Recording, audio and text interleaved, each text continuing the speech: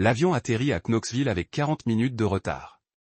Andrew Mercer sortit son bagage à main du compartiment supérieur et traversa le terminal du même pas mesuré qu'il utilisait pour tout le reste. 2 semaines à Chicago l'avaient épuisé. Des salles de conférence pleines de responsables logistiques discutant en rond d'optimisation de la chaîne d'approvisionnement. Des lits d'hôtel en carton. Un service en chambre plus cher que ses dépenses d'épicerie en une semaine chez lui. Qu'il voulait son propre lit, sa propre cafetière, sa femme. Le taxi le déposa au bord du trottoir de leur modeste maison à 2 étages de Maple Street. L'air d'octobre sentait les feuilles brûlées et fumerait. Normal, paisible. Il paya le chauffeur et attrapa sa valise. Andrew Fern Maddox traversa la cour en courant depuis la maison voisine. Ses cheveux gris ondulaient à chaque pas rapide. Elle portait quelque chose dans ses bras. Quelque chose de petit, enveloppé dans une couverture rose. Dieu merci, tu es de retour. La voix de Fern se brisa. Elle a été douce comme un agneau, mais je ne savais pas quoi lui dire à propos de ton retour. Andrew s'arrêta de marcher. De quoi parles-tu? Fern déplaça le paquet dans ses bras. Un petit visage apparut sous la couverture. Des cheveux noirs.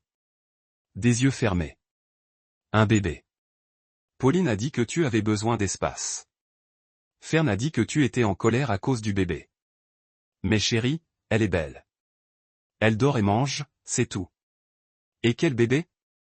Les mots sortirent sans expression. Froid.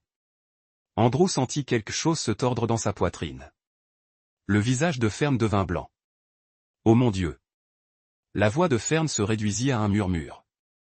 Tu ne sais pas. Andrew regarda la maison. La voiture de Pauline n'était pas dans l'allée.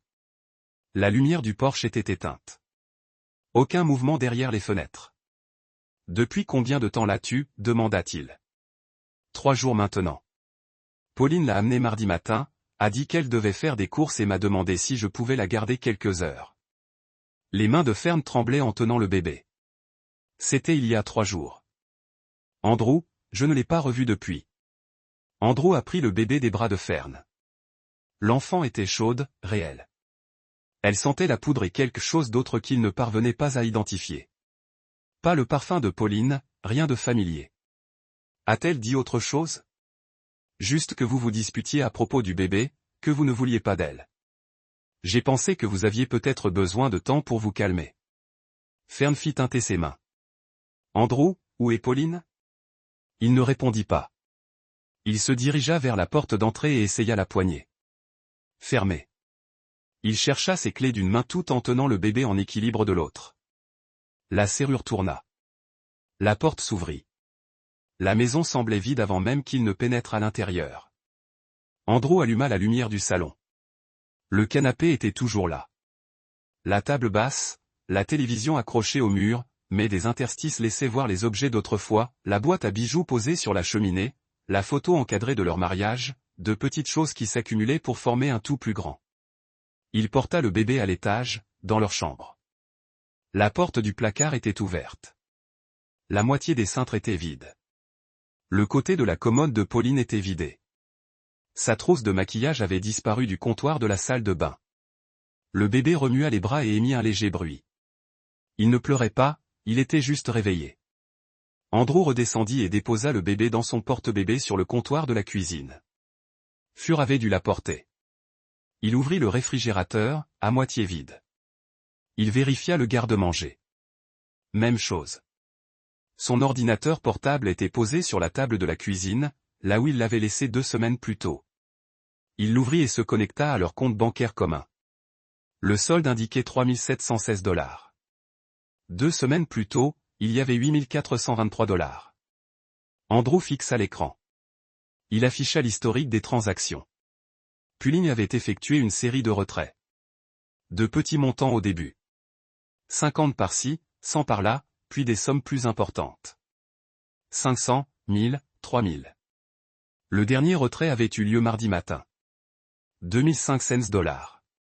Le jour même où elle avait déposé le bébé chez Fern, il ouvrit une nouvelle fenêtre de navigateur et vérifia leur compte épargne. Vide. Le fonds d'urgence qu'ils avaient constitué en 3 ans était parti. Andrew a pris son téléphone et a appelé le shérif Marty Bowes. Ils étaient allés au lycée ensemble. Elle s'appelait Marn Jenkins, puis jouait au basket, sortait avec le quarterback. Maintenant, elle dirigeait les forces de l'ordre du comté de Knox avec la même intensité qu'elle avait mise au lancer franc. Bose Marn, c'est Andrew Mersey. Andrew, zut, j'ai entendu dire que tu étais à Chicago. Comment c'était? Je dois signaler une disparition. Silence à l'autre bout du fil. Alors qui a disparu? Ma femme, Pauline. Elle est partie depuis 3 jours. 3 jours, ce n'est pas très long, Andrew. Tu es sûr qu'elle n'est pas juste allée rendre visite à sa sœur à Nashville? Elle n'a pas de sœur à Nashville. Et elle a vidé ses comptes en banque avant de partir. Ah. Le ton de Marn a changé. J'arrive tout de suite. Marn est arrivée 20 minutes plus tard. Elle portait son uniforme, mais pas de chapeau. Ses cheveux grisonnants étaient tirés en arrière en un chignon serré. Elle avait le même regard perçant qu'à 17 ans, mais maintenant, il était teinté de l'expérience acquise au cours de 20 ans dans les forces de l'ordre. Alors, explique-moi tout, dit-elle en sortant un bloc-notes. Andrew lui raconta son retour à la maison, Fern et le bébé, l'argent et les vêtements disparus. Marn nota tout sans lever les yeux.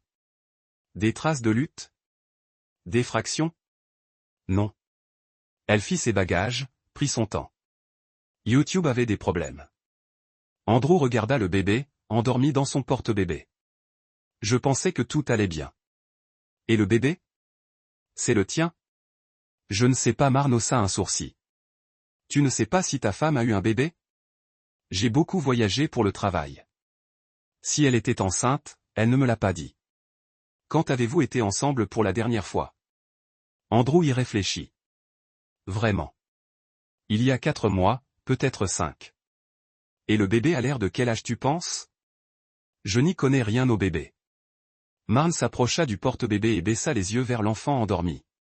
Je dirais environ 3 semaines, peut-être 1 mois. Le calcul ne fonctionnait pas. Andrew sentit un froid lui monter à l'estomac. Il faudra faire des tests ADN, dit Marn. Sur toi et le bébé, et il faudra vérifier s'il existe un dossier médical de la naissance. Que va-t-il advenir d'elle en attendant? Du bébé.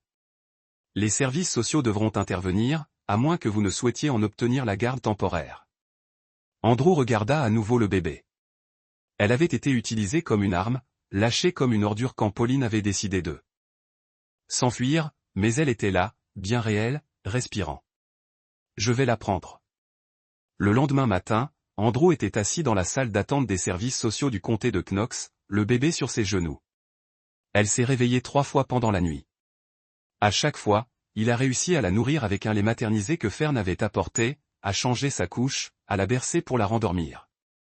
Il n'avait jamais rien fait de tel auparavant, mais ce n'était pas sorcier.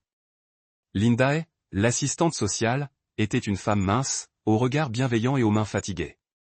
Elle faisait ce travail depuis 15 ans et avait tout vu 2 fois. L'hôpital n'a aucune trace de naissance, dit-elle, assise en face d'Andrew. Pas de Pauline Mersey. Pas de bébé né au cours des 6 dernières semaines qui correspondent à sa description. Qu'est-ce que cela signifie? Peut-être un accouchement à domicile. Peut-être qu'elle a accouché ailleurs. Peut-être que le bébé n'est pas biologiquement le sien. Linda se pencha en avant. Monsieur Mersey, je dois vous demander. Votre femme aurait-elle pu être impliquée dans une affaire illégale? Un trafic d'enfants? Une fraude à l'adoption? Andrew secoua la tête. Pauline n'est pas une criminelle. Elle est juste égoïste. Les résultats ADN nous en diront plus. En attendant, votre tutelle temporaire est approuvée, mais si ce bébé n'a aucun lien biologique avec l'un de vous, les choses se compliquent. Andrew a signé les papiers. Tutelle temporaire d'une fillette anonyme d'environ 4 semaines. Il devrait choisir un nom pour les formulaires. Quelque chose de simple. Aster, dit-il. Excusez-moi. Son nom. Linda l'a noté. C'est joli. Pour une raison particulière. Andrew regarda le bébé. Des fleurs qui fleurissent tard dans la saison, quand tout le reste se fane. 2 jours plus tard, les résultats ADN arrivèrent. Le docteur Rebecca Torres appela Andrew au travail pour lui annoncer la nouvelle. Il sortit du centre logistique et prit l'appel dans son camion. Le bébé est biologiquement celui de votre femme, dit le docteur Torres. Aucun doute là-dessus, mais elle n'est pas la vôtre, monsieur Mercer. Je suis désolé. Andrew ne ressentit rien. Ni surprise, ni colère, juste la froide satisfaction d'avoir les chiffres confirmés. Il s'en doutait dès que Fern lui avait tendu le bébé. Le timing n'avait jamais fonctionné. Le secret n'avait jamais eu de sens. En êtes-vous sûr? À 100%. Cet enfant n'est pas votre fille biologique. Andrew raccrocha et regarda de l'autre côté du parking. Des ouvriers chargeaient des camions pour les livraisons de l'après-midi. Des gens normaux, faisant des métiers normaux, vivant des vies normales où les femmes ne disparaissaient pas avec les bébés d'autres hommes et l'argent volé. Pauline était enceinte, avait accouché, avait fait passer le bébé pour le sien, puis s'était enfuie lorsqu'elle n'avait plus pu maintenir le mensonge. Elle avait calculé chaque geste, sauf un. Elle avait supposé qu'il rejetterait l'enfant lorsqu'il apprendrait la vérité. Andrew démarra son camion et retourna à la maison. Fern était dans le jardin, ratissant les feuilles, tandis qu'Aster dormait dans son porte-bébé sur une couverture sous le chêne. « Comment ça s'est passé ?» demanda Fern, appuyé sur un râteau. « Le bébé n'est pas de moi. » Fern cessa de ratisser. « Oh, Andrew, je suis désolé. »« Ne le sois pas. Que va-t-il se passer maintenant ? Ils vont l'emmener ?» Andrew regarda Aster, qui dormait paisiblement sous le soleil tacheté. Son petit poing était serré autour de sa couverture.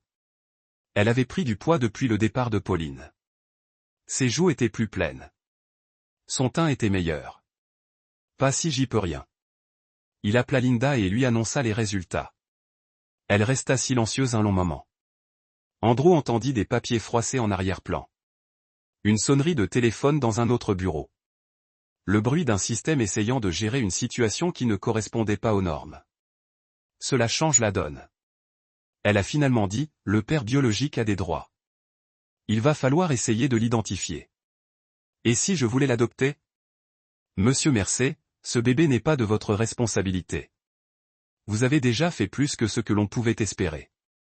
L'État peut lui trouver un bon foyer. Une vraie famille. Elle a une vraie famille. Vous voyez ce que je veux dire? Un couple marié, 2 parents. Une stabilité financière. J'ai une stabilité financière. Là n'est pas la question. Vous êtes un homme célibataire trahi par sa femme. Vous traversez un traumatisme. Prendre des décisions importantes maintenant n'est peut-être pas judicieux. Andrew a regardé Aster dormir dans son porte-bébé à côté de son bureau. Elle a développé une routine. Nourrie toutes les 3 heures. Sieste 2 fois par jour, bain à 19 heures, coucher à 20 heures. Des besoins simples qu'il avait appris à satisfaire. Mademoiselle est, j'y réfléchis clairement depuis 2 semaines. Je veux l'adopter. Pourquoi? Et s'il vous plaît, ne me dites pas que c'est parce que vous l'aimez. Vous la connaissez depuis 2 semaines. Parce qu'elle a été utilisée comme une arme. Parce qu'elle a été abandonnée par quelqu'un qui était censé la protéger. Parce qu'elle mérite mieux qu'être rejetée 2 fois. Du côté de Linda est. Monsieur Mercer. L'adoption est un engagement à vie. 18 ans minimum. Frais de scolarité, facture médicale, drame d'adolescence. Êtes-vous prêt à tout ça? Y a-t-il des parents qui sont prêts à tout ça? C'est juste. Mais la plupart des parents ont 9 mois pour se préparer. On vous a tout donné du jour au lendemain. Je suis prêt maintenant. Les tribunaux voudront faire une enquête complète. Étude du foyer, vérification des antécédents, évaluation psychologique. Ça pourrait prendre des mois. Alors on ferait mieux de s'y mettre. Elle l'est maintenant. Ce soir-là, Andrew était assis sur son porche avec Aster dans les bras. Octobre avait laissé place à novembre. Les chênes étaient nus. L'air portait la promesse de l'hiver. Fern est arrivée avec un plat et s'est assise sur la chaise à côté de lui. Elle lui apportait à dîner tous les soirs depuis le départ de Pauline, prétextant qu'il avait besoin de reprendre des forces pour le bébé. « Tu la gardes » dit Fern. Ce n'était pas une question. Pauline ne voulait pas l'élever. Elle l'utilisait. Andrew ajusta la couverture du bébé. Elle était réveillée et regardait autour d'elle avec une expression curieuse qui signifiait qu'elle enregistrait tout. Elle laissa tomber ce bébé comme un sac vide. « C'est froid, même pour toi. » C'est vrai. Fern observa son visage dans la lumière du porche. Tu ne fais pas ça par amour pour cet enfant. Non. Et après? Andrew regarda Fern. Elle était sa voisine depuis 6 ans. Elle les avait observés, lui et Pauline, tout au long de leur mariage. Elle avait probablement vu des problèmes qu'il avait manqués. Des signes avant-coureurs qu'il avait ignorés. Parce que Pauline ne pensait pas que je la garderais. Elle pensait que je paniquerais. L'envoyer en prison. Fuir ce désordre. Il toucha la petite main d'Aster, ses doigts s'enroulant automatiquement autour de son pouce. C'est son erreur. Et si le père biologique se présentait? Et s'il la voulait? Alors il pourrait expliquer où il était depuis 1 mois. Il pourrait expliquer pourquoi il a laissé Pauline gérer ça toute seule. Il pourrait expliquer pourquoi son enfant a été abandonné avec un inconnu. Et s'il a de bonnes réponses, il n'y en a pas. Pas pour ça. Fern prit son plat vide et se leva. Andrew, tu joues un jeu dangereux. Tu te sers de ce bébé pour te venger de Pauline. Je ne me sers pas d'elle. Je la protège. De quoi? D'être à nouveau abandonnée. D'être ballottée par le système. De grandir en pensant qu'elle n'était pas désirée. Andrew se leva et porta Aster vers la porte d'entrée. De ceux qui pensent que les enfants sont jetables. Fern le suivit jusqu'à la porte. Que se passera-t-il quand elle grandira et posera des questions sur sa mère? Je lui dirai la vérité. Que sa mère a préféré la drogue, le crime et d'autres hommes à son propre enfant. Que sa mère s'est enfuie quand les choses sont devenues difficiles. Ça lui fera moins de mal que d'être abandonné 2 fois. Andrew entra et ferma la porte. Il donna le biberon à Aster et la coucha dans le berceau qu'il avait installé dans sa chambre. Elle s'endormit rapidement. Elle apprit à avoir confiance en lui, il serait là à son réveil, à manger quand elle aurait faim, à quelqu'un pour la tenir dans ses bras quand elle pleurerait. Une confiance fondamentale, fondement de tout ce qui allait suivre. Pauline l'avait brisée avec son propre enfant, et Andrew la reconstruisait jour après jour. 3 semaines plus tard, Andrew siégeait au tribunal des affaires familiales avec un avocat nommé Jim Carvey. Carvey avait 60 ans et avait traité plus de dossiers de garde que quiconque dans le comté de Knox. Il portait des costumes bon marché et conduisait une Honda vieille de 15 ans, mais il connaissait la loi comme un mécanicien. Des moteurs neufs. Le père biologique doit être informé, a déclaré la juge Patricia Winters depuis le banc.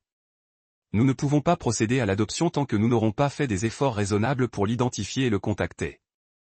Votre honneur, a déclaré Carvey, ma cliente a été la principale personne chargée de l'éducation de l'enfant pendant près d'1 mois. La mère biologique a abandonné l'enfant chez un voisin et a disparu. Le père biologique est inconnu et pourrait même ignorer l'existence de l'enfant. C'est peut-être vrai, monsieur Carvey, mais la loi est claire. Nous devons épuiser toutes les voies raisonnables avant de pouvoir mettre fin à l'autorité parentale. Andrew se leva. Votre honneur, j'aimerais prendre la parole. La juge Winters parut surprise. Monsieur Mercer, votre avocat peut-il? Je comprends que la loi vous oblige à retrouver le père biologique, mais pendant que vous cherchez, ce bébé a besoin d'un foyer et de stabilité. Je lui fournis cela. Je continuerai à le lui fournir, que vous le trouviez ou non.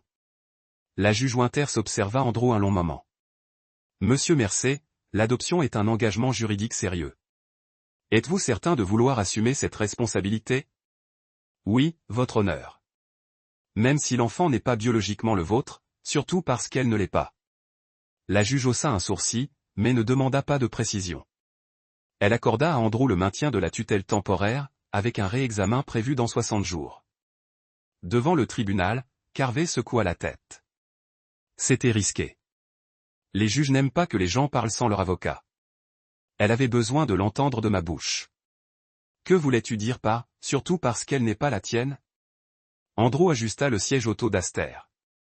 Pauline pensait pouvoir utiliser ce bébé comme un moyen de pression, me faire passer pour instable, inapte, me forcer à la poursuivre. Il commença à marcher vers son camion. Elle ne comptait pas sur moi pour la garder. Cet après-midi-là, le téléphone d'Andrew sonna. L'afficheur indiquait un numéro de Portland qu'il reconnaissait. La voix de sa cousine de l'année Greer était chaleureuse, avec une légère voix rauque, celle de quelqu'un qui avait passé trop d'années à boire du café militaire. J'ai entendu dire que tu avais des ennuis là-bas. Qui te l'a dit? Fern, appelle ma mère. Maman m'a appelé. Tu sais comment ça marche?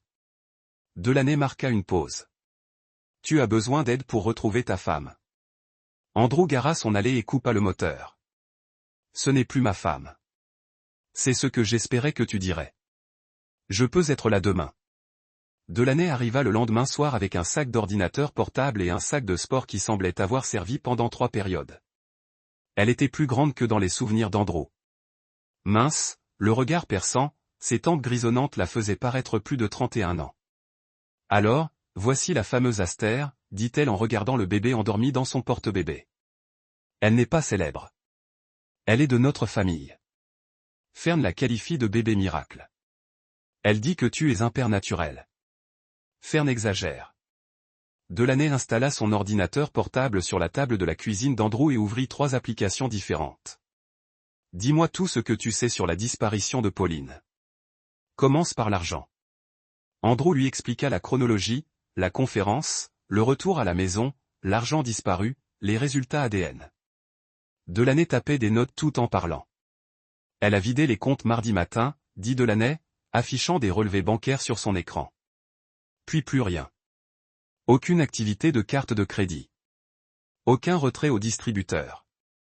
Soit elle utilise du liquide, soit des comptes dont tu ignores l'existence. Que découvre-t-on? Nous recherchons des schémas, des empreintes numériques, des activités sur les réseaux sociaux, des relevés téléphoniques. Les doigts de Delaney se déplaçaient sur le clavier. Les gens pensent pouvoir disparaître, mais c'est plus fort que eux. Ils consultent Facebook. Ils utilisent leur téléphone. Ils laissent des traces. Pendant 3 jours, Delaney a travaillé à la table de la cuisine d'Andrew pendant qu'il allait travailler et rentrait s'occuper d'Aster. Elle a récupéré les métadonnées de son téléphone auprès de sources publiques, suivi les données de géolocalisation des publications sur les réseaux sociaux, croisé les paiements Venmo et les transactions Cash App. Son ordinateur portable semblait ne jamais dormir. Elle non plus. Votre femme était prudente sur certaines choses, a déclaré Delaney mercredi soir, en affichant une carte avec des points rouges indiquant les emplacements. Mais négligente sur d'autres. Elle utilisait différents noms sur les réseaux sociaux, mais gardait les mêmes photos de profil. Elle changeait de numéro de téléphone, mais continuait à utiliser les mêmes applications. Andrew faisait chauffer un biberon pour Aster tout en regardant l'écran. Quel genre d'application? Un tracker d'activité, un programme de fidélité en supermarché, Spotify, des petites choses qui créent des schémas. Delaney a zoomé sur la carte. Elle est en Arizona depuis 3 semaines. Dans la région de Flagstaff. Des données de localisation cohérentes provenant de plusieurs sources. Et Frank? C'est là que ça devient intéressant. Delaney a ouvert une nouvelle fenêtre. Frank Harlow a mis à jour sa localisation Facebook vers Flagstaff il y a 2 semaines, mais ses activités de carte de crédit montrent qu'il y est depuis plus d'1 mois. Il préparait ça plus longtemps que prévu. Beaucoup plus longtemps. J'ai trouvé des reçus d'hôtel remontant à 6 semaines. Pauline payait Frank avant même ton départ pour Chicago. Andrew l'a nourri, lui a demandé le biberon et a réfléchi au calendrier. Elle avait tout prévu. Attends que je quitte la ville. Vider les comptes. Déposer le bébé avec Fern. Courir en Arizona avec Frank. Sauf une chose. Quoi? Elle s'attendait à ce que tu la poursuives. Les réservations d'hôtels montrent qu'ils ont séjourné dans des endroits faciles à trouver. Un motel bon marché avec des avis en ligne. Frank a publié des photos sur les réseaux sociaux avec des balises de localisation. Delaney a parcouru les publications Facebook. Il voulait être retrouvé. Quoi? Je suppose. Un drame. Pauline voulait que tu viennes implorer son pardon. Elle voulait être la victime lésée par son mari froid et distant. Elle voulait que Frank soit le héros qui l'a sauvé de son terrible mariage. Andrew a roté, lui a demandé et l'a installé dans le porte-bébé sur la table. Mais je ne l'ai pas poursuivi. Non, tu t'es occupé du bébé et tu as commencé à monter un dossier juridique. Ça ne faisait pas partie de son plan. Jeudi soir, elle a appelé Andrew à l'ordinateur portable. J'ai trouvé quelque chose, a-t-elle dit. Ta femme fait des paiements Venmo à un certain Frank H. De petites sommes, $20 par-ci, 30 par-là. Ça remonte à 4 mois. Andrew a regardé l'écran. Une série de paiements avec des descriptions mièvres. Merci pour le déjeuner. Argent pour l'essence. Tu es la meilleure. Tu me manques déjà. Le genre de message qui paraissent innocent si on ne sait pas quoi chercher. Franck H. Ça pourrait être n'importe qui, a dit Andrew. C'est possible. Mais regarde ça. Delaney a ouvert un nouvel onglet. Franck Arlo, 45 ans, gérant du Red Buckle Bar, à 24 km de Knoxville. Devinez quand ces paiements Venmo ont commencé, juste au moment où vous avez commencé à voyager davantage pour le travail. Le 14 février pour être exact. La Saint-Valentin. Quel romantisme. La voix de Delaney était sarcastique. Votre femme a eu une liaison le jour de la Saint-Valentin, pendant que vous travailliez. Andrew étudia la photo de profil de Franck Arlo. L'homme lui ressemblait comme deux gouttes d'eau. Un gérant de bar d'une quarantaine d'années qui avait appris à charmer les femmes avec des histoires tristes et des promesses faciles. Des cheveux noirs virant au gris, un sourire qui fonctionnait probablement bien dans la pénombre après quelques verres. Montre-moi en plus. Andrew sentit la sensation familière de froid dans sa poitrine. Montre-moi sa photo. Delaney ouvrit le profil Facebook de Franck Arlo. L'homme sur la photo avait des cheveux noirs virant au gris aux tempes. Une mâchoire forte, un sourire facile, le genre de sourire qui faisait le bonheur des femmes seules dans les bars. Il y a plus, dit Delaney. Elle fit défiler les photos de Franck. Il y a 3 mois, il avait posté une photo d'un parc du quartier. À l'arrière-plan, à peine visible, une femme aux cheveux au burn assise sur un banc. Les cheveux de Pauline pourraient être ceux de n'importe qui, dit Andrew. C'est possible. Mais regardez ça. Delaney ouvrit un autre onglet. Une recherche d'image inversée de la photo de profil de Pauline. Ta femme utilise un autre nom sur certains réseaux sociaux. Paula H. regarde ses enregistrements. Andrew se pencha vers l'écran. Paula H. s'était enregistrée à la boucle rouge 17 fois ces 4 derniers mois. Toujours les soirs où Andrew était en voyage. Le fils d'Andrew dit doucement. Il y a plus. J'ai trouvé un numéro de téléphone jetable lié à Paula H. Suis les données de localisation. Elle l'utilise pour appeler l'Arizona. Dans la région de Flagstaff. Tu veux deviner qui vit à Flagstaff maintenant? Delaney a ouvert un autre profil Facebook. Franck Arlo avait mis à jour sa position il y a 2 semaines. Flagstaff, Arizona. Sa dernière publication était une photo de paysage montagneux avec la légende « Nouvelles aventures ». Andrew fixait l'écran. Ils avaient planifié ça. On dirait bien. Elle le voit depuis des mois. Ils ont attendu que tu sois parti, ont ramassé tout l'argent qu'ils pouvaient et ont filé. Et le bébé? C'est ça qui est intéressant. Delaney réduisit les onglets Facebook et ouvrit une chronologie qu'elle avait construite. D'après les résultats ADN et l'âge du bébé, Pauline était tombée enceinte à peu près au moment où elle avait commencé à fréquenter Franck. Elle mena la grossesse à terme, accoucha dans un endroit isolé, puis l'utilisa comme accessoire. Exactement, je suppose. Elle allait se servir du bébé pour te faire passer pour quelqu'un d'instable. Peut-être te faire passer pour quelqu'un de violent. Te forcer à la poursuivre pendant qu'elle jouait la victime. Delaney ferma l'ordinateur. Mais comme tu n'avais pas paniqué en t'occupant simplement du bébé au lieu de paniquer, elle comprit que son plan avait échoué. Andrew prit Aster dans son porte-bébé. Elle était réveillée et regardait autour d'elle avec l'expression curieuse que les bébés ont lorsqu'ils essaient de se concentrer sur les visages. Elle m'avait sous-estimé. Il dit que c'était son erreur. Andrew prit une semaine de congé pour réfléchir. Il s'assit sur son porche avec Aster pendant que Fern lui apportait du café et essayait de le faire manger. Son esprit résolvait le problème comme un puzzle logistique. Variables et résultats, cause et effet. Pauline s'était sentie piégée. C'était clair. Confortable mais ennuyée. En sécurité mais agitée.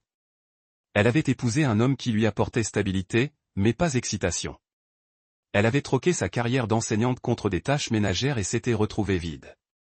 Franck lui avait offert l'évasion, le fantasme d'une nouvelle vie, l'aventure, la liberté de responsabilité. Il lui avait probablement dit qu'elle méritait mieux, qu'elle était trop bien pour une petite ville du Tennessee et un mari trop voyageur. Le bébé avait été un moyen de pression, un moyen de faire passer Andrew pour le méchant. Elle envisageait probablement de prétendre qu'il les avait abandonnés, peut-être même de déposer une ordonnance restrictive, de se présenter comme la victime et lui comme le salaud. Sans cœur qui ne voulait pas subvenir aux besoins de son propre enfant. Mais elle s'était trompée. Elle s'attendait à ce qu'il panique, qu'il la poursuive, qu'il joue le rôle du mari désespéré implorant son pardon. Au lieu de cela, il s'était occupé du bébé et avait commencé à monter un dossier. Tu y pensais? Demanda Fern en s'installant à côté de lui. Comment gagner? Ce n'est pas un jeu, Andrew. Oui, c'est vrai. Pauline fit le premier pas, maintenant, je fais le mien. Que fais-tu? Andrew regarda Aster. Elle commençait à reconnaître son visage. Elle commençait à se calmer lorsqu'il la tenait. Elle commençait à lui faire confiance. Je vais adopter ce bébé. Lier légalement l'erreur de Pauline à mon contrôle. C'est froid. C'est stratégique. Le bureau de Jim Carvey sentait le vieux café et les documents juridiques. Andrew était assis en face de lui avec un dossier rempli de preuves. Relevé bancaire, relevé téléphonique, capture d'écran des réseaux sociaux. Les recherches de Delaney avaient été minutieuses. C'est un travail d'enquête impressionnant, dit Carvey en feuilletant les pages. Mais je dois vous demander ce que vous espérez accomplir. Je veux porter plainte au civil contre Pauline pour vol et fraude financière. C'est un tribunal pénal, pas un tribunal aux affaires familiales. Je sais, mais une action au civil crée une trace légale. Elle la rend visible. Elle l'empêche d'ouvrir de nouveaux comptes de crédit ou de repartir à zéro. Carvey se renversa dans son fauteuil. Vous voulez lui mener la vie dure. Je veux que sa disparition coûte cher. Andrew, même si tu gagnes un jugement civil, le récupérer est une toute autre affaire. Si elle n'a pas de bien, ce n'est pas une question d'argent. C'est une question de principe. Carvey observa le visage d'Andrew. Quel est le véritable objectif? Je veux qu'elle perde plus que moi. La plainte civile fut déposée la semaine suivante. Vol de biens matrimoniaux, fraude financière, abandon d'enfants à charge. Les dommages et intérêts demandés étaient 3 fois supérieurs à la somme volée par Pauline, plus les honoraires d'avocat et les frais de justice. Une fois la plainte déposée, Delaney a aidé Andrew à franchir la prochaine étape. Ils ont signalé les fausses transactions financières aux forces de l'ordre en Arizona. Des informations anonymes ont été transmises au bureau du procureur général de l'État. Des détails sur le passé criminel et les activités actuelles de Frank Harlow. Tu construis une toile, dit Delaney en regardant Andrew organiser les papiers. Chaque document juridique, chaque dossier judiciaire, chaque rapport officiel les rend plus visibles aux forces de l'ordre. Bien. Cela va prendre des mois, peut-être des années. Je suis patient. Delaney surveillait les déplacements de Pauline et Frank grâce à une surveillance numérique. Ils vivaient dans un appartement bon marché près de Flagstaff. Frank travaillait dans un autre bar. Pauline avait trouvé du travail dans un café. Ils utilisaient de faux noms, mais leurs habitudes de dépenses et leurs données de localisation trahissaient la vérité. Ils ignorent totalement que leurs comptes bancaires sont surveillés, a déclaré Delaney. Ni que la poursuite civile a déclenché une enquête sur leurs activités financières. Le temps nécessaire pour les rattraper dépend du nombre d'erreurs qu'ils commettent. Frank a un casier judiciaire. S'il est arrêté pour infraction au code de la route et qu'on vérifie son vrai nom, les mandats d'arrêt apparaîtront. Andrew donnait le biberon à Aster pendant que Delaney tapait sur son ordinateur portable. Le bébé grandissait, prenait des forces, et commençait à sourire en voyant des visages familiers. Tu vas vraiment la garder? Demanda Delaney. Oui, même après tout ça, Andrew baissa les yeux vers Aster. Elle attrapa son doigt de sa petite main et le serra fort. Elle n'avait rien demandé de tout cela. Elle mérite mieux qu'être abandonnée 2 fois. 6 mois plus tard, la vie d'Andrew s'était installée dans une routine. Travail de 8 à 17 heures. Aller chercher Aster chez Fern. Dîner et bain, histoire du soir tirée de livres qu'il n'aurait jamais imaginé posséder. Les démarches d'adoption progressaient au tribunal. Le juge Winters avait été impressionné par son dévouement et la stabilité qu'il avait apporté. La procédure civile avait porté ses fruits. Le crédit de Pauline était gelé. Son numéro de sécurité sociale était signalé dans les bases de données financières. Elle ne pouvait pas ouvrir de compte bancaire ni demander de carte de crédit sans déclencher des alertes. Delaney a appelé de Portland pour donner des nouvelles. Il commence à désespérer. Frank a été arrêté 2 fois pour des infractions mineures. Les 2 fois, il a donné de faux noms, mais il commence à s'intéresser à lui. Et Pauline? Elle travaille à 3 endroits différents maintenant. Café le matin, commerce l'après-midi, serveuse le soir, vivant au jour le jour. Bien. Andrew, j'ai trouvé autre chose. Frank a repris contact avec certains de ses anciens associés. Les gars, ils savaient avant d'aller en prison. On dit qu'ils cherchent de l'argent facile. Andrew ressentit une sensation de froid familière. Quel genre d'argent facile? Le genre qui mène à l'arrestation. Ce soir-là, Andrew prit une décision. Il appela le bureau du procureur général de l'Arizona et s'entretint avec un enquêteur nommé l'inspecteur Raymond Toya. Andrew se présenta comme victime d'une fraude financière et fournit des informations détaillées sur les allées et venues de Frank Harlow et ses activités. Nous surveillons Monsieur Harlow. L'inspecteur Monontoya dit qu'il est lié à certaines personnes. Nous enquêtons pour usurpation d'identité. Qu'est-ce que cela signifie? Vos informations anonymes ont été très utiles. Nous montons un dossier. Andrew raccrocha et regarda Aster dormir dans son berceau. Elle avait maintenant 7 mois, assise toute seule, babillant des sons qui ressemblaient presque à des mots. Elle n'avait jamais connu d'autres parents que lui. Il est temps d'en finir, dit-il doucement. Andrew prit une semaine de congé supplémentaire et s'envola pour Phoenix. Il loua une voiture et roula vers le nord jusqu'à Flagstaff. Le café où Pauline travaillait s'appelait Mountain Ground. Il était situé à la limite du centre-ville, dans un immeuble qui semblait exister depuis les années 1960, et il l'attendait de l'autre côté de la rue jusqu'à ce qu'il l'aperçoive par la fenêtre. Cheveux auburn relevés en queue de cheval, tablier vert sur un jean et un pull. Elle paraissait plus mince que dans ses souvenirs. Fatigué, Andrew entra dans le café à 10h30, un mardi matin. Seulement 3 autres clients. Pauline était derrière le comptoir, en train d'essuyer la machine à expresso. Elle leva les yeux lorsque la porte sonna. Son visage devint blanc. « Bonjour, Pauline. » Elle laissa tomber le torchon qu'elle tenait. « Andrew? Que fais-tu ici à prendre un café ?» Il s'approcha lentement du comptoir. « Tu as l'air surpris de me voir. »« Je ne savais pas que tu étais en Arizona. Il y a beaucoup de choses que tu ignores. » Pauline jeta un coup d'œil vers l'arrière du magasin où son responsable travaillait. « On ne peut pas faire ça ici. »« Je travaille. »« Alors on fera vite. » Andrew sortit son téléphone et ouvrit l'application enregistreur vocal. « Je veux que tu me parles du bébé. »« Quel bébé ? » ?»« Celui que tu as laissé chez ma voisine. »« Celui que j'élève depuis 7 mois. » La main de Pauline tremblait. « Andrew, je peux t'expliquer. »« Je suis sûr que tu peux. » Commence par savoir à qui appartient ce bébé. « C'est le mien. »« Et le père ?» Pauline regarda autour d'elle dans le café. Les autres clients n'y prêtaient pas attention, mais elle baissa quand même la voix. « C'est compliqué. Frank Harlow, gérant du bar du Red Buckle, casier judiciaire pour fraude et vol. Vivant actuellement sous un faux nom dans l'appartement 23B de Desert View Appartement. » Andrew observa son visage. « Pas compliqué du tout. Comment as-tu fait ? » ?»« Tu as laissé des traces, Pauline. Relevé bancaire, appel téléphonique, publication sur les réseaux sociaux. Tu pensais vraiment que je ne trouverais pas ? Andrew, s'il te plaît. J'ai fait des erreurs. Je le sais. Mais on peut arranger ça. Nous, toi et moi. Oui, on peut arranger ça. Andrew se pencha vers le comptoir. Tu as vidé nos comptes en banque, abandonné un bébé, enfui avec un autre homme. Et tu crois qu'on peut arranger ça ? On fait des erreurs. Tu n'as pas fait d'erreur. Tu as fait un plan. La voix d'Andrew resta calme et posée. Tu as planifié la liaison. Tu as planifié la grossesse. Tu as planifié d'utiliser ce bébé comme une arme contre moi. Tu as planifié de voler notre argent et de disparaître. Pauline s'est mise à pleurer. Je me sentais piégée. J'avais l'impression de mourir dans cette maison. Alors, tu as décidé de m'entraîner avec toi.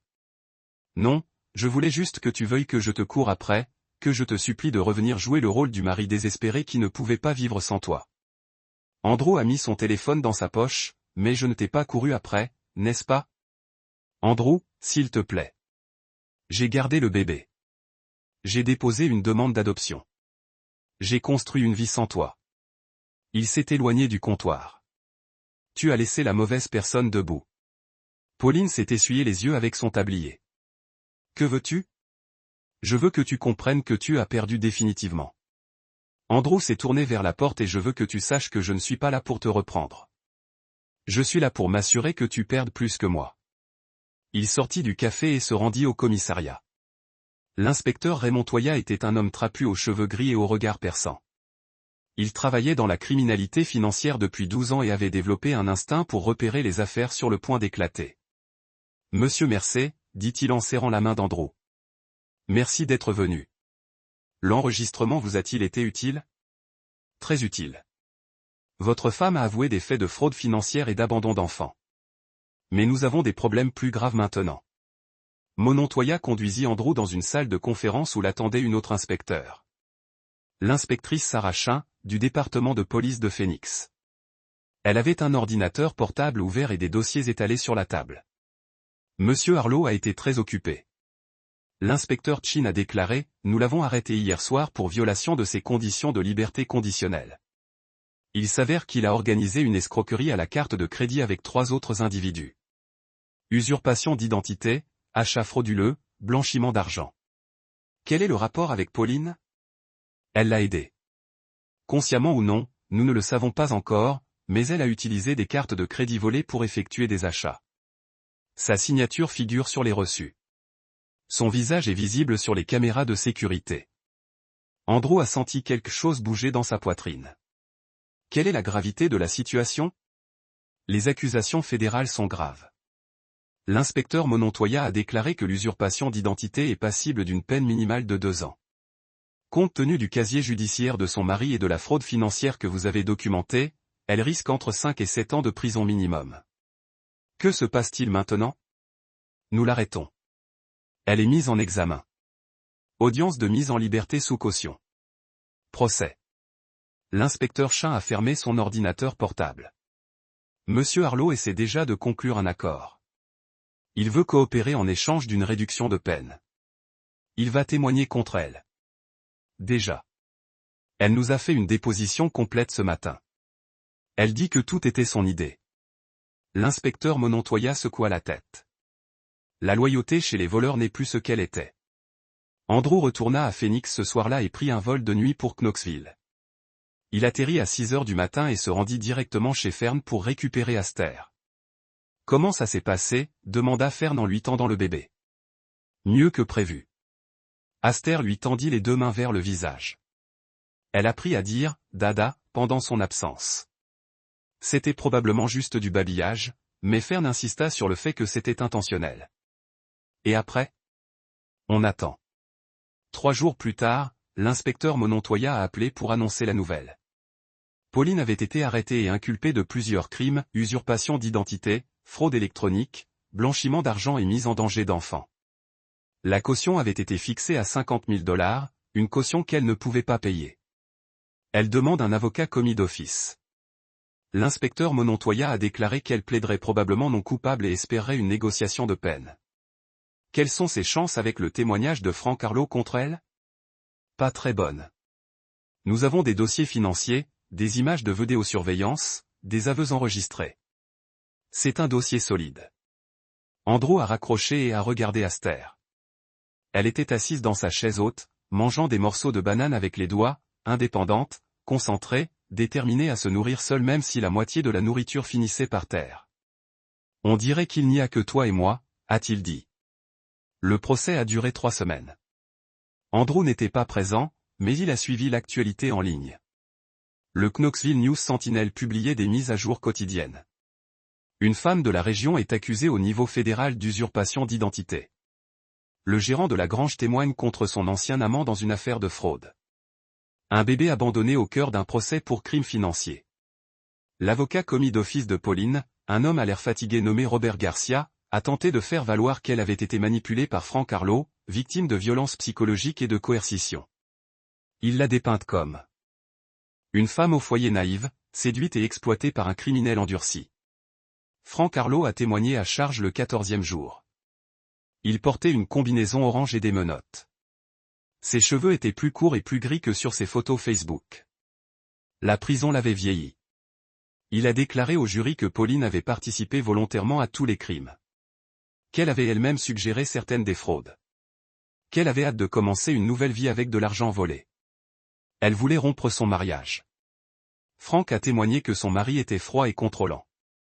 Il a dit qu'il voyageait tout le temps et l'ignorait. Elle voulait du frisson, de l'aventure. Elle voulait se sentir revivre. Et comment avez-vous fourni cela? A demandé le procureur. Je lui ai montré comment gagner de l'argent facilement. Carte de crédit chiffre, usurpation d'identité. Elle excellait dans ce domaine. Soigneuse, minutieuse. Savait-elle que ses activités étaient illégales? Bien sûr qu'elle le savait. Elle n'était pas stupide. Elle s'en fichait, c'est tout. Et le bébé? C'était son idée. Elle disait qu'avoir un enfant ferait mauvaise impression à son mari s'il tentait de divorcer. L'affaire passait pour la victime. Elle comptait utiliser l'enfant comme moyen de pression. Moyen de pression pourquoi? Argent, garde, compassion. Elle avait tout prévu. Andrew lut la transcription du témoignage ce soir-là en donnant à manger à Aster. Elle avait 11 mois maintenant. Marchait avec de l'aide, prononçant 3 mots clairement.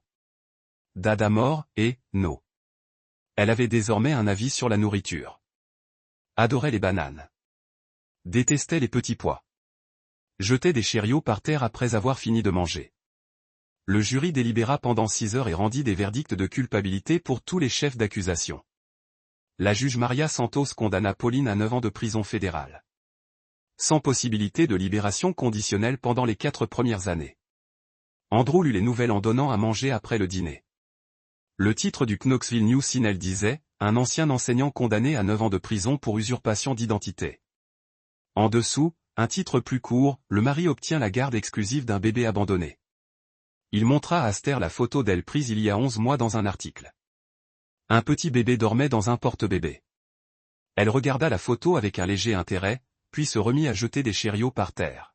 « C'est toi, dit-il. » Avant, balbutia-t-elle quelque chose qui aurait pu être un mot et attrapa son téléphone. « Et toi maintenant » demanda-t-il en lui chatouillant le ventre. Elle rit et lui saisit le doigt.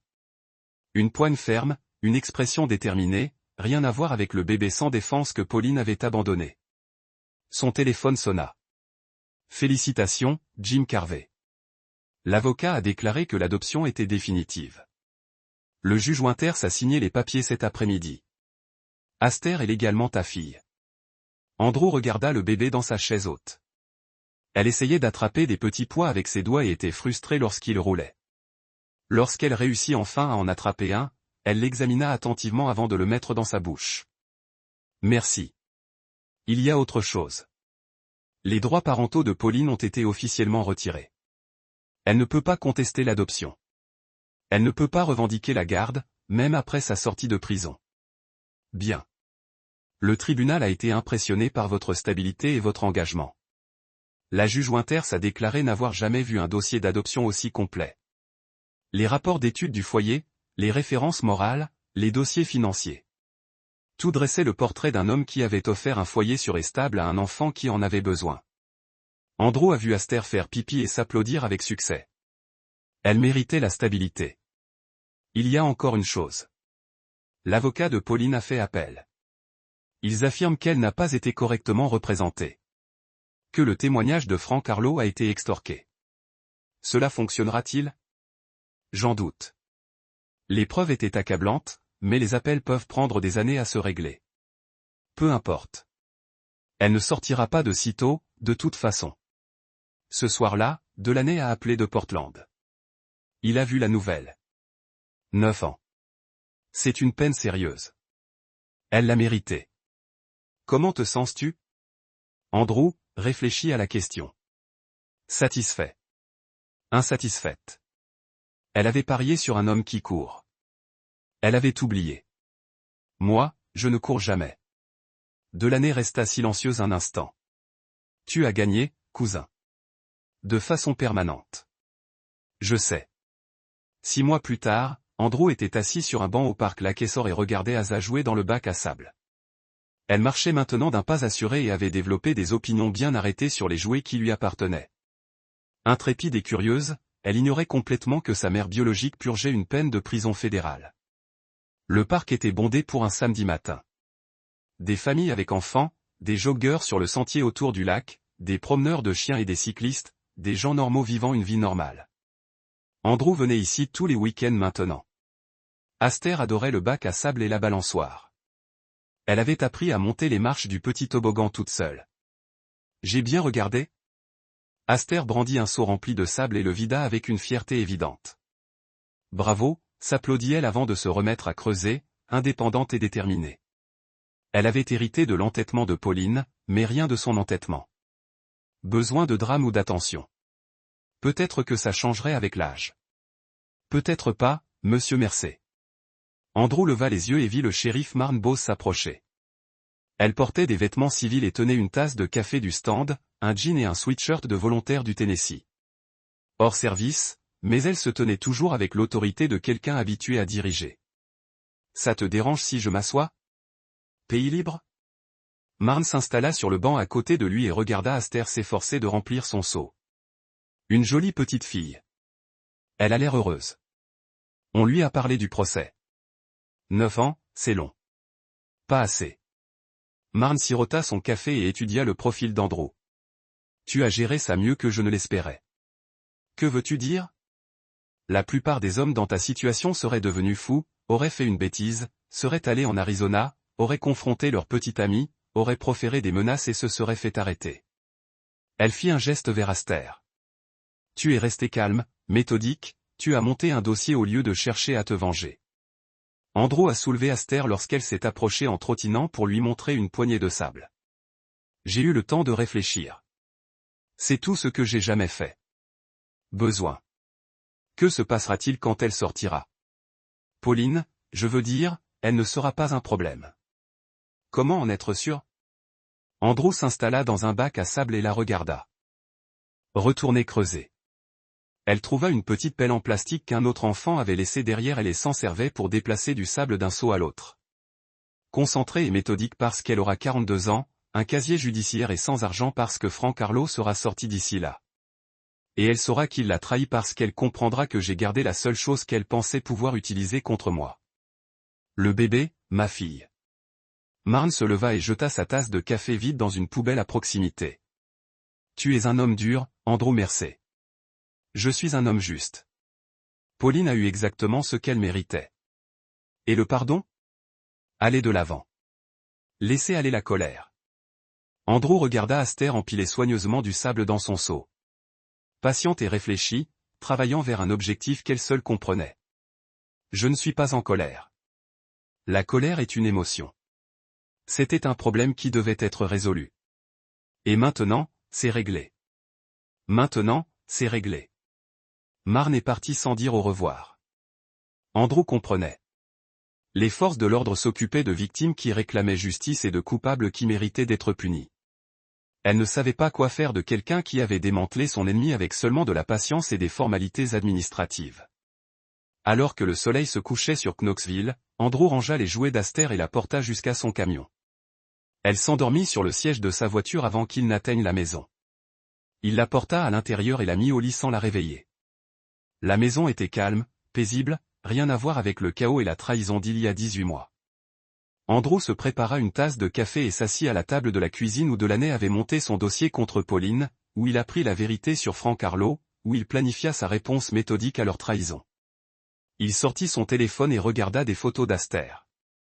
Son premier sourire, ses premiers pas, son premier mot, le récit complet d'une vie qui avait commencé par l'abandon et s'était transformée en quelque chose de stable et de sûr, posé sur le comptoir.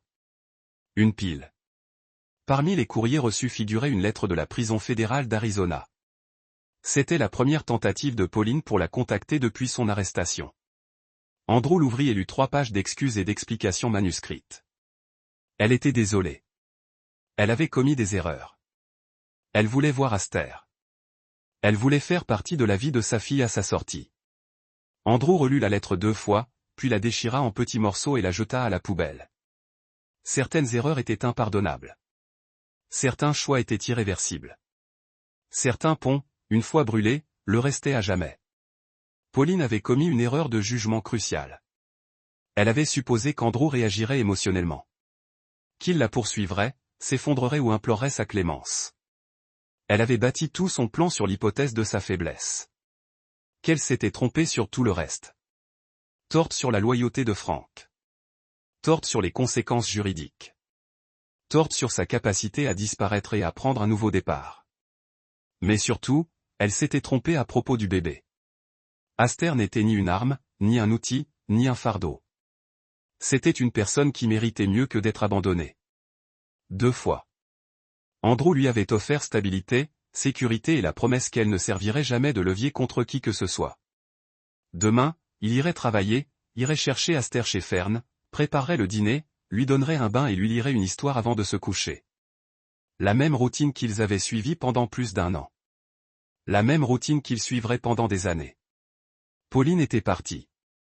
Frank était parti. L'argent qu'ils avaient volé avait disparu. Mais Andrew avait gagné la seule chose qui comptait. Qu'une deuxième lettre arrive la semaine suivante. Puis une troisième. Andrew les jeta sans les lire. Pauline pouvait écrire toutes les lettres qu'elle voulait depuis une cellule de prison. Il n'avait aucune obligation de les lire. Aucune responsabilité de répondre. Aucune raison de se soucier de ses regrets ou de ses projets d'avenir. Aster avait maintenant 15 mois. Elle disait « livre » quand elle voulait lire.